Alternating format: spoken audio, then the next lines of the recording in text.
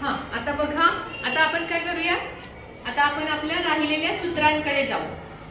आपण इंग्लिश मधील प्राण्यांची पिले म्हणजे यंग वन्स ऑफ ॲनिमल्स हे पाठ करण्यासाठी आपण काही सूत्र तयार केली आहेत, हो की नाही? त्यातली 2 सूत्र आपण शिकलो. आता तिसरं सूत्र आपण शिकूया आणि रिलॅक्स होऊया. ठीक आहे? खूप मजेशीर सूत्र आहे. तिसरं सूत्र आहे लेट वाले प्राणी, लिंग वाले प्राणी. आता तुम्ही म्हणाल टीचर, लेट वाला प्राणी आणि लिंग वाले प्राणी म्हणजे काय?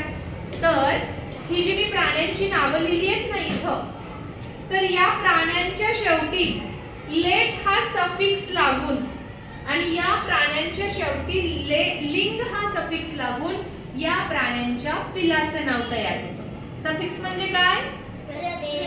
प्रत्यय. सफिक्स म्हणजे प्रत्यय. मग प्रत्यय हा कुठे लागतो? शब्दाच्या सुरुवातीला का शेवटी? शेवटी लागतो. तर आता पाहूयात आपण, पिग आहे इथं, बरोबर? मग आता पिगचं यंगवन काय होतं बघा. पिग, पिगले. डक काय होईल बरं, आता सांगा तुम्ही मला. डकले. आउल, बरोबर. स्नेक,